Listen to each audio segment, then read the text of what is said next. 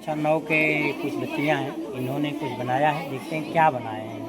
बताइए आप क्या बनाए हैं? इंडिया का फिजिकल मैप है, भारत का भौतिक स्वरूप, और ये हिमालय को हमने दर्शाया है। और हिमालय का विस्तार इस तरह है, लेकिन अन्य देशों को हमने नहीं दर्शाया, हमें सिर्फ इंडिया का दिखाना था, तो मैंने सिर्फ इंडिया में हिमालय को दर्शाया है। ये 2 नॉर्थर्न प्लेन्स है, उत्तर का मैदान, यह भूमि बहुत ही समतल है। इसमें उत्तर प्रदेश, लखनऊ, दिल्ली और हरियाणा तथा इधर कोलकाता आदि नगर इसमें शामिल है।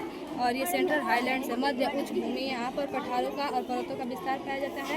यहाँ पे मालवा का पठार, सतपुड़ा पर्वत, बुंदेलखंड, बघेलखंड आदि पर्वत इसमें शामिल है। और ये इंडियन डिजर्ट है, भारतीय मरुस्थल, जो खास करके राजस्थान में पाया जाता है, लेकिन इसका कुछ क्षेत्र पंजाब तथा गुजरात के में फैला हुआ है। और ये है दक्कन का पठार, इसमें भारत के सबसे अधिक खनिज पदार्थ पाए जाते हैं, जो इसमें भारत में सबसे अधिक खनिज पदार्थ की दृष्टि से समृद्ध क्षेत्र माना जाता है।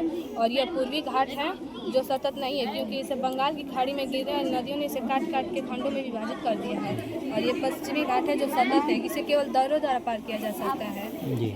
और यहाँ पे गर्मियों में सबसे पहले वर्षा पश्चिमी घाट पर होती है, क्योंकि जब अरब सागर से मानसून आते हैं तो इन्हीं पहाड़ियों पर टकराते हैं और सबसे पहले वर्षा करते हैं। और ठंडियों में वर्षा तमिलनाडु के तट पर होती है, क्योंकि जब ठंडियों में मानसून भारत से वापस आते हैं तो बंगाल की खाड़ी से आर्द्रता ग्रहण करके वो इस पहाड़ियों से टकराते हैं, तो तमिलनाडु के तट पर वर्षा करते हैं ठंडियों में। ठीक। थोड़ा सा आप बताइए कि जो हिमालय पर्वत है, इसकी सबसे ऊंची चोटी कौन सी है? चोटी का नाम? भारत में केटू है, लेकिन दुनिया में माउंट एवरेस्ट है। ये जो आप पर्वत बनाए हैं, इन पर्वत के ऊपर थोड़ा सफ़ेद क्यों ये किया है? क्योंकि इनके ऊपर बर्फ गिरती है। तापमान के ऊपर बढ़ने की प्रक्रिया में किस रेशियो से गिरावट आती है? 165 मीटर की ऊंचाई पर जाने पर 1 सेंटीग्रेड तापमान घटता है। ठीक है। ये जो मैदान है कैसे निर्मित है? जब हिमालय की पहाड़ियों से नदियाँ निकलती हैं तो अपने साथ कुछ मिट्टी, कंकड़, पत्थर आदि लाती हैं, तो उनके द्वारा इस मैदान का निर्माण होता है। उनकी जो जलोढ़ मृदा होती है उसी क्षेत्र में विक्षेपित करते हैं, जिससे इस मैदान का निर्माण होता है। ये अत्यधिक सतत है और इसमें अत्यधिक उपजाऊ क्षेत्र है, तथा इसे भारत का अनाज भंडार भी कहा जाता है, क्योंकि यहाँ जल संसाधन अत्यधिक मात्रा में पाया जाता है और यहाँ की यह कृषि के लिए उत्पादक में बहुत अधिक समृद्ध है।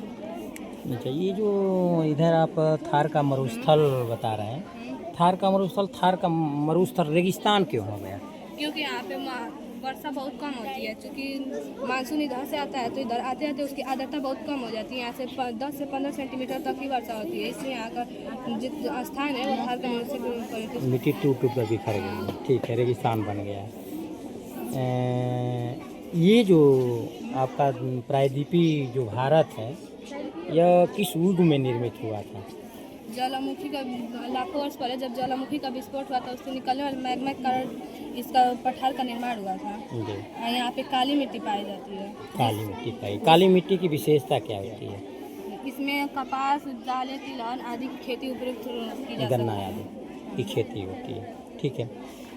ये अभी आप बताएं कि मानसूनी हवाएं इधर से आती हैं, सबसे पहले यहाँ वर्षा करती हैं, लेकिन इन पहाड़ियों के इधर जो है वृष्टि छाया प्रदेश पाया जाता है। क्यों? क्योंकि इन पहाड़ियाँ ऊँची हैं, चूँकि इधर वर्षा कर देती है तो इसकी आर्द्रता कम हो जाती है, तो इधर जाती है तो इधर कम वर्षा करती है, इसलिए इसे वृष्टि छाया प्रदेश का क्या मतलब होता है? वहाँ कम वर्षा होती है, वहाँ वर्षा कम होती है, इस कारण उसको वृष्टि छाया प्रदेश। वेरी गुड, बहुत अच्छा।